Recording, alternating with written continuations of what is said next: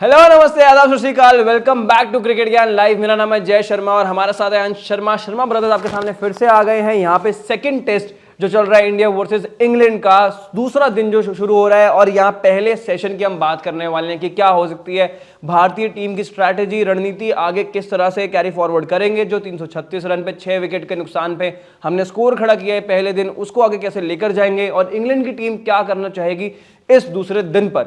लेकिन शुरुआत करेंगे यशस्वी जायसवाल के बारे में बात करते हुए कि 179 रन की जो पारी खेली है उन्होंने 179 रनों की बहुत ही जबरदस्त और आला दर्जे की परफॉर्मेंस दिखाई है और इकलौते बल्लेबाज लगे हैं जो एक्चुअली टिक गए हैं और वहां पे बड़ा स्कोर बनाया है। थोड़ा सा जो शुरुआत मिली है, जो रन्स की जो कन्वर्जन्स की हम बात करते हैं, इकलौते बल्लेबाज दिखे कन्वर्ट करते हुए। अदरवाइज सब लोगों को थोड़ी बहुत शुरुआत मिली है, स्टेबिलिटी मिली है, रन्स नहीं बनाए, गेंदें अच्छी खेली थी लेकिन रन्स उतने नहीं बना पाए, उसके बाद फिर आउट भी हो गए। रजत पाटीदार की बात करें, शुभमन गिल की बात करें, किसी की बात करें, श्रेयस अय्यर को ले लो या रोहित शर्मा को ही ले ले, हर बल्लेबाज को स्टार्ट मिला है। अक्षर पटेल को बहुत अच्छा स्टार्ट मिला था लेकिन उसको बड़े स्कोर में तब्दील करने में फेल हो गए और उसी के चलते कोई ज्यादा बड़ी साझेदारी भी देखने को नहीं मिली। सबसे बड़ी साझेदारी हुई 90 रनों की श्रेयस अय्यर और जायसवाल के बीच में, लेकिन कुछ खासा प्रभाव उसके बाद नहीं डला और उसी के चलते सिर्फ और सिर्फ 336 रन बने। अब सब लोग सोचेंगे यार 336 रन को हम सिर्फ और सिर्फ बोल रहे हैं क्योंकि जिस तरह की विकेट थी वहां पर 400 रन भी बनना कोई बड़ी बात ना होती, क्योंकि जिस तरह के पास हमारे पास बैटिंग लाइनअप था और जैसी विकेट थी वहां पर कोई टर्न नहीं मिल रहा था, गेंद इतनी स्लो पड़ नहीं रही थी, तो शुरुआत में बल्लेबाजी करना थोड़ा सा मुश्किल था। हल्की सी गीली थी विकेट, उसके बाद जब सूखती गई विद द डे तो ऐसा लगा कि यहाँ बल्लेबाजी बहुत आसान है और इसलिए मैं कह रहा हूँ कि 6 विकेट जो निकाली है इंग्लैंड ने वो कहीं ना कहीं उन्होंने नहीं निकाली है, इंडियन टीम ने फेंक के दिए उनको और विरासत में दिए कि लो आप नए नए बॉलर्स हो और हमारा तो हक बनता है आपको विकेट देना, तो हम दे रहे हैं। तो अंश, आज पहले तो हम ये बात करेंगे कि यार यशस्वी जायसवाल की वो पारी जो 179 की थी उसको आगे कितना बड़ा वो बना सकते हैं। दोहरा शतक आ रहा है उनकी तरफ से, आपको लग रहा है? बिल्कुल आना चाहिए जय। दोहरा शतक नहीं आया तो इंडिया इस मुकाबले में 2-0 जरूर करवा लेगी, क्योंकि जय जिस तरह से कल जायसवाल ने बल्लेबाजी की बाकी के बल्लेबाजों से एकदम विपरीत तरह की बल्लेबाजी थी। ऐसा लग रहा था कि दोनों यशस्वी जायसवाल और बाकी के खिलाड़ी अलग अलग क्रीज पर खेल रहे हैं, अलग अलग मैदान पर खेल रहे हैं। अब यशस्वी जायसवाल की ये पारी बहुत खास थी, जिस तरह से उन्होंने अटैकिंग अप्रोच दिखाया, इसी तरह से खेलने के लिए वो जाने जाते हैं और वही उन्होंने दिखाया। लेकिन एक चीज एकदम सिमिलर नजर आई बाकी बल्लेबाजों से जो हमने पिछले मुकाबले में भी देखी थी, यानी कि हैदराबाद टेस्ट में काफी सारे 80+ स्कोर्स थे, बड़ा स्कोर एक भी नहीं था। कल अगर आप बात करें तो काफी सारे प्लेयर्स ने बनाए काफी सारे रन्स। शुभमन गिल ने बनाए 34 ऑड रन्स, रजत पाटीदार को स्टार्ट मिला, अक्षर पटेल को स्टार्ट मिला, केएस भरत को भी स्टार्ट मिला, लेकिन कोई भी बल्लेबाज बड़ी इनिंग्स में कन्वर्ट नहीं कर पाया। बड़ी इनिंग्स भी छोड़िए, जायसवाल का यहां पर साथ ही नहीं निभा पाया। अब दिक्कत यह है जय कि पिछले मुकाबले की अगर बात करें, जब तीसरे दिन का खेल शुरू होने वाला था, जडेजा और अक्षर क्रीज पर थे, वहां पर भी भारतीय फैंस ने उम्मीद की थी कि जडेजा अपना शतक लगाएंगे, अक्षर पटेल बड़ी पारी खेलेंगे और टीम इंडिया शायद 190 की जगह 290 या 300 के आसपास की लीड ले लेगी, लेकिन ऐसा कुछ भी नहीं हुआ। सुबह जो रूट आए और 1 घंटे के अंदर पूरी भारतीय पारी को समेट दिया। अब आप उम्मीद करेंगे कि आज कम से कम ऐसा कुछ ना हो, क्योंकि सामने एक बार फिर गेंदबाज आएंगे और अब थोड़ा सा पिच डिटोरिएट होना शुरू हो जाएगा, थोड़ी ज्यादा बॉल घूमने लगेगी, एंडरसन थोड़े ज्यादा खतरनाक हो जाएंगे। तो अब यहां पर रोल बहुत बड़ा हो जाएगा यशस्वी जायसवाल का कि जो आपने शुरुआत की है पारी की, आपको उसको आगे बढ़ाना है और विकेट आपको बिल्कुल अपना फेंकना नहीं है। अश्विन हम जानते हैं कि बल्लेबाजी कर सकते हैं, इसके बाद नीचे भी 1-2 और बल्लेबाज और बचेंगे जो सिर्फ आपका साथ निभा सकते हैं। आप उम्मीद नहीं करेंगे कि वो ज्यादा देर क्रीज पर खड़े रह पाएंगे। तो मुझे लगता है बड़ा रोल यहां से जायसवाल का हो जाएगा कि जितने ज्यादा रन आप हो सके समेट लें, क्योंकि इसके बाद तो उम्मीद आप ज्यादा ना करें नीचे के बल्लेबाजों से। हमने लास्ट मैच में भी देखा था किस तरह से बुमराह और सिराज की बल्लेबाजी हो रही थी, तो बिल्कुल रिस्क ना लें, जितने ज्यादा रन हो सके यहां पर जायसवाल बटोर लें, क्योंकि जय फर्स्ट इनिंग्स में आप यहां पर बड़ा मौका मिला है। इसके बाद तीसरी इनिंग्स में जब आपकी आएगी तब बॉल ज्यादा घूमने लगेगी, ज्यादा दिक्कतें आपको सामना करना पड़ेगा गेंदबाजों के सामने, तो जितना हो सके आप फायदा इसी इनिंग्स में उठा लें। बिल्कुल अंश, और जिस तरह से आपने अभी गेंदबाजों की बात भी करी, एंडरसन की बात करी, वहां पे मैं थोड़ा इंग्लैंड की गेंदबाजी की तरफ जाना चाहूंगा यहाँ पे कि एंडरसन 41 साल की एज, उम्र इतनी ज्यादा और पेस देख रहे हो आप 135 प्लस अभी भी डाल रहे थे कंसिस्टेंटली, और स्विंग तो इतना कुछ खास मिला नहीं, लेकिन जो कंसिस्टेंसी थी एक ही टप्पे पे गेंद डालने की और वहां से बाहर निकालने की, जो एंगल बनाने की, वो तजुर्बा दिखाते हैं कि यार इस बंदे के पास कितना तजुर्बा है और क्या ये कर सकता है अपनी स्किल सेट के साथ, चाहे आपकी कंडीशन साथ दे या ना दे। वहां पे अब जेम्स एंडरसन, जैसा आपने कहा कि जब विकेट थोड़ा स्लो हो जाएगी तो उनका रोल और बढ़ जाएगा। जनरली सबको लगता है कि स्पिनर्स का रोल बढ़ जाता है, लेकिन जेम्स एंडरसन का रोल यहाँ पे बढ़ जाएगा। उसका रीजन एक बार आप ऑडियंस को जरूर बताओ। देखिए, जेम्स एंडरसन जब ये नाम आप सुनते हैं तो उसका रोल किसी भी मैदान पर ना रहे ऐसा तो मूर्खता है ऐसा समझना। मतलब कि आप ऐसा सोचो ही मत।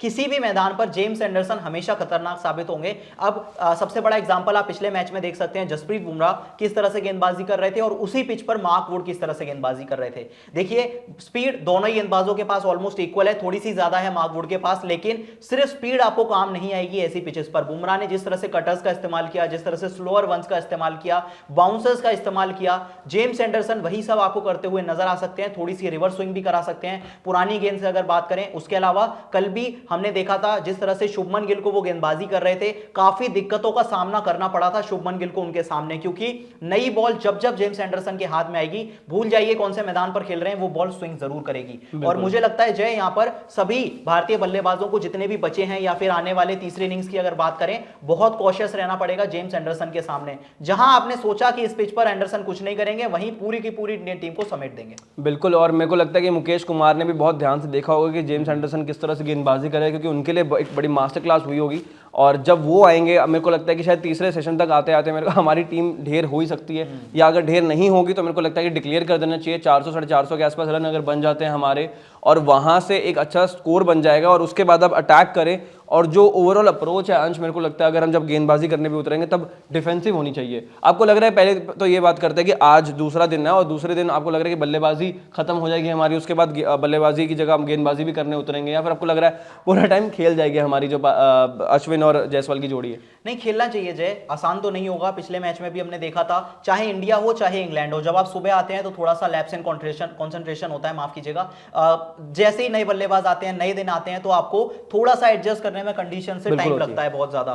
तो मुझे ऐसा लगता है जय कि मुश्किल तो होगा, लेकिन आप डिक्लेयर के बारे में तो अभी बिल्कुल नहीं सोच रहे होंगे, क्योंकि हमने देखा पिछला मुकाबला भी खिंच गया जैसे तैसे इतना आगे तक, लेकिन फिर भी 4 दिन में खत्म हो गया। मतलब कि दोनों टीमों ने इतने रन बने, ओली पोप से इतने रन बने, इंडियन बल्लेबाजों ने इतने रन बनाए, फिर भी मैच 4 दिन के अंदर खत्म हो गया।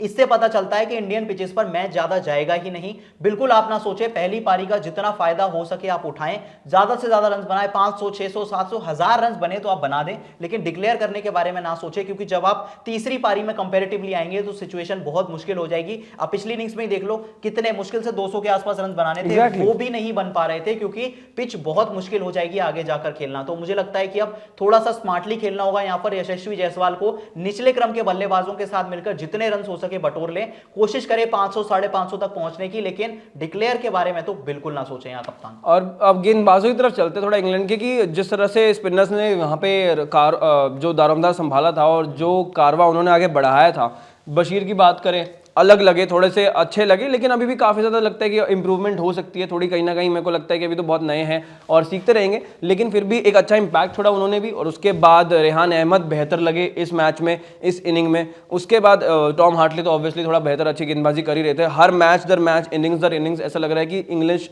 जो गेंदबाज है ये सीखते जा रहे हैं यहाँ पे किस तरह से गेंदबाजी करनी है सब कॉन्टिनेंट विकेट्स पे या इंडियन कंडीशंस में। तो यहाँ पे रेहान अहमद के बारे में पूछना चाहूँगा, बिकॉज हमने बहुत डिफरेंस देखा, हम इस बारे में बात भी कर रहे थे कि यार अच्छी गेंदबाजी कर रहे हैं पहले से कंपैरेटिवली। मुझे लगता है कि अब थोड़ा सा पॉइंट प्रूव करने के लिए आ गया था उनके पास जय, क्योंकि पिछले मुकाबले में जिस तरह से वो इफेक्टिव नहीं नजर आए, थोड़ा सा बाहर गेंदबाजी कर रहे थे, फुल टॉस वगैरह भी गिर रही थी, तो बहुत दिक्कतें आ रही थी। और इस बात से पता चलता है कि बेन स्टोक्स ने उनको बहुत देर के बाद गेंदबाजी दी, तो थोड़ा सा पॉइंट प्रूव करने के लिए आ गया। थोड़ा सा आप अपने कप्तान में भरोसा जताना चाहते हैं कि उन्होंने आपके सामने अगर बॉल दी है तो वो गलती नहीं करी है। तो रेहान अहमद ने खुद को प्रूव किया, अच्छी लेंथ से गेंदबाजी की, क्योंकि आपको पता था यहां पर ज्यादा स्पिन हो नहीं रहा है। अगर आप एक लेंथ पर गेंदबाजी नहीं करेंगे तो बहुत मुश्किल हो जाएगा यहां पर विकेट चटकाना। तो बहुत बड़ी अच्छी गेंदबाजी यहां पर रेहान अहमद ने की। बशीर की बात करें तो बहुत ज्यादा उन्हें खेलते हुए किसी ने नहीं देखा जाए। और एक चीज मुझे बेन स्टोक्स की बहुत अच्छी लगी कि पिछले मुकाबले में टॉम हार्टली को फर्स्ट इनिंग्स में इतने सारे रन पड़े, मतलब लगातार उनको छक्के पड़ रहे थे, यशस्वी जायसवाल अटैक कर रहे थे, पर उनको हटाया नहीं, लगातार गेंदबाजी कराते रहे और सफलता उन्हें मिली सेकंड इनिंग्स में जाकर जब उन्होंने 7 विकेट चटकाए। बशीर को भी उन्होंने बहुत बैक किया, पहले ही घंटे में उन्हें अटैक में लगा दिया गया था और उन्होंने देखिए कप्तान को आउट कर दिया। बिल्कुल, जब कप्तान अपने खिलाड़ी में भरोसा जताता है तो वो खिलाड़ी परफॉर्म आपको करके देगा, शायद इस इनिंग्स में नहीं तो दूसरी इनिंग्स में, अगले मैच में, कभी ना कभी वो हमेशा आपके लिए परफॉर्म करके देगा जब भी आप एक खिलाड़ी में ट्रस्ट करेंगे। और थोड़ी सी सीख लेनी चाहिए यहां पर इंडियन टीम को, किस खिलाड़ी को किस तरह से अपने खिलाड़ियों को बैक किया जाता है। बट डेफिनेटली बहुत अच्छी गेंदबाजी की सभी स्पिनर्स ने मेरे हिसाब से, और थोड़ा सा उसमें चेरी ऑन टॉप भारतीय बल्लेबाजों ने कोई कमी नहीं छोड़ी, उनको विकेट्स फेंकने में पूरी मदद की कि आप जितने चाहे विकेट्स ले लें, हम आपके साथ ही हैं। बिल्कुल अंश, जिस तरह से इवन गेंदबाजी रही है वो काफ़ी काबिल तारीफ रही है। 336 रन बनाए पहली इनिंग में भारतीय टीम ने, पहले दिन में। अब दूसरे दिन मेरे को लगता है कि यहाँ 2 सेशंस एटलीस्ट हमें खेल लेने चाहिए, उसके बाद रन्स बनाएंगे। लेकिन उससे पहले इंपॉर्टेंट क्या होगा, जो अभी पहला सेशन आ रहा है वहां पर कम से कम 1-1.5 घंटा रन्स के बारे में ना सोचे जायसवाल और अश्विन, टिकने के बारे में सोचे, अपनी आंखें सेट कर ले और उसके बाद रन्स की तरफ जाएं।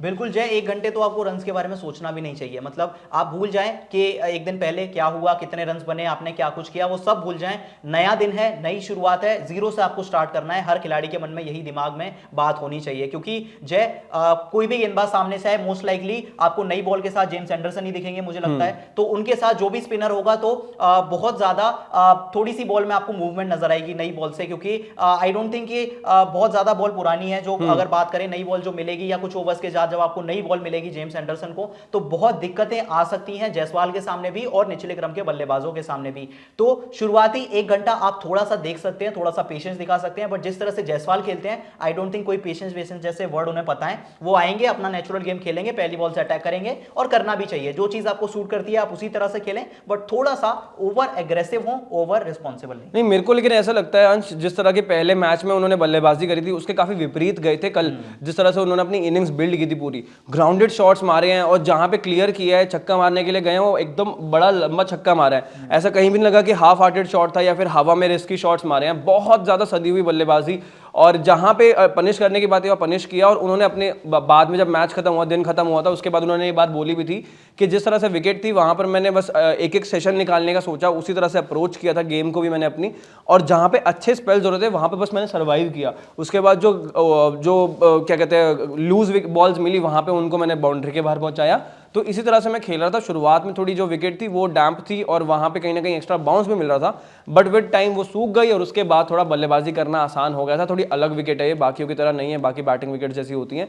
कुछ कुछ मदद है गेंदबाजों के लिए भी, लेकिन ओवरऑल जो स्ट्रैटेजी रही है यशस्वी जायसवाल की वो बहुत बेसिक रही है और ऐसी होनी चाहिए। इस जस्ट की जो एग्जीक्यूशन हुई है ना वो बहुत ही बेहतरीन हुई है, और उसी के चलते 179 रन नॉट आउट की पारी खेली पहले दिन आके। अब दूसरे दिन दोहरे शतक तक पहुंच जाए तो बहुत बढ़िया, बहुत ही जबरदस्त कन्वर्जन रेट होगा उनका। अब तक 2 शतक और 2 अर्धशतक लगाए हैं, तो दिखता है कि कन्वर्जन रेट कितना ज़्यादा है। और अगर ये दोहरा शतक लग जाता है तो यार अपने आप में एक बड़ी अचीवमेंट होगी उनके लिए। और 179 का उनका हाईएस्ट स्कोर भी हो गया अभी तक, तो देखते हैं कि ये 200 के पार पहुंचेगा या नहीं पहुंचेगा।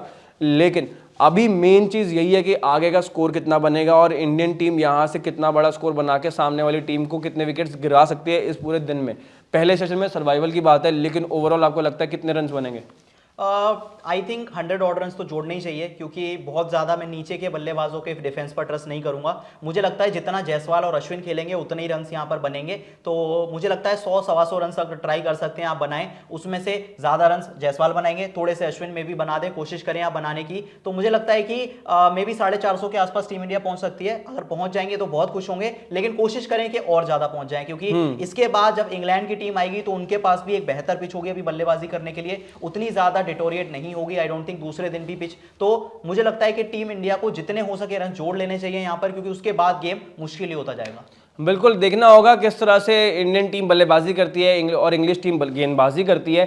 नई गेंद कब तक लेंगे और कब तक नहीं लेंगे, क्योंकि जब पुरानी गेंद होती है तो शॉट मारने थोड़े से मुश्किल हो जाते हैं। जो बॉल है उसको बाउंड्री पार पहुंचाना मुश्किल हो जाता है, क्योंकि गेंद जो है सॉफ्ट होती है और बल्ले पे इतनी हार्डली लगती नहीं है।